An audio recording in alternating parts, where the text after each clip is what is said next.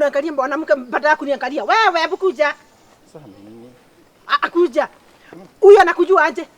Anakuangalia unajifanya kwa sababu mimi niko hapa. Si mambo na hivyo. Nilikuwa naangalia nywele yake na uso. Si unaona vile zinakaa mzuri. Ni mambo na nywele. Nilikuwa na wish ingekuwa yako ni kama hii.